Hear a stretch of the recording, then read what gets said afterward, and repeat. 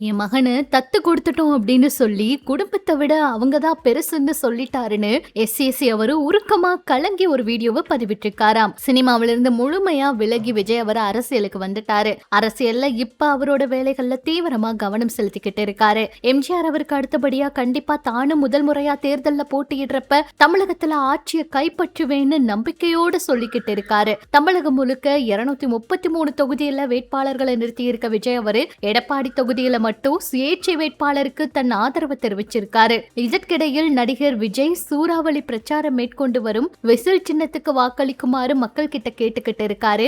ஒரே ஒரு முறை எனக்கு வாய்ப்பு கொடுங்கன்னு கேட்டுட்டு இருக்காரு. இந்நிலையில விஜய் அவருடைய தந்தை எஸ்ஏசி அவர் என்ன சொல்லியிருக்காருன்னா, விஜய் அவரை பத்தி ஒரு சில விஷயங்கள் பேசினது வைரல் ஆயிட்டு இருக்கு. விஜய் அவரோட ஒரு சில கேள்விகள் கேட்கப்பட்டுச்சு. அதுல விஜய் அவர்கிட்ட குடும்பம் வேணுமா, தமிழ்நாடு மக்கள் வேணுமான்னு கேட்டா அதுக்கு குடும்பத்தை விட என்னோட நாட்டு மக்கள் தான் எனக்கு முக்கியம்னு அவர் சொன்னாராம். இது காரணமா நானும் என் மனைவியும் விஜய் அவரை தமிழ்நாடு மக்களுக்கு தத்து கொடுத்துட்டோம் அப்படின்னு சொல்லியிருக்காரு. விஜய் அவர் அப்பா கூட எப்பவுமே பேசுறதே இல்ல, வீட்டுல பயங்கர சண்டையில இருக்காரு, குடும்பத்தை கண்டுக்கவே மாட்டாருன்னு என்னதான் எத்தனையோ விஷயங்கள் அவரை பத்தி சொன்னாலுமே இப்ப வரைக்கும் விஜய் அவருடைய அப்பாவும் சரி அம்மாவும் சரி விஜய் அவரை எந்த இடத்துலயும் எதுக்காகவும் விட்டு கொடுத்ததா சொல்லவே முடியாது. அவ்வளவு அன்போடு பாசமா அவ்வளவு தூரம் அவர் மேல ஒரு மரியாதையோட தான் பேசுவாங்க. எப்பவுமே அவரை தன்னோட மகன் அப்படின்னு பெருமையா தான் அவங்க பேசுவாங்க.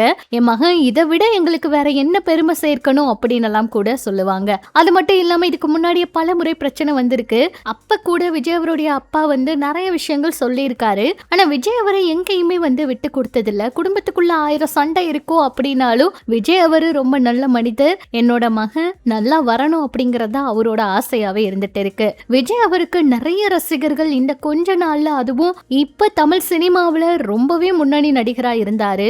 அவ்வளவு தூரம் சம்பாதிக்கிற சம்பளத்தை விட்டுட்டு அரசியலுக்கு வர முக்கிய காரணமே நான் மக்களுக்காக ஏதாவது செய்யணுங்கிற ஒரு ஆசைதான், ஏதாவது ஒரு நோக்கம்தான் அப்படிங்கறதா சொல்லியிருக்காரு.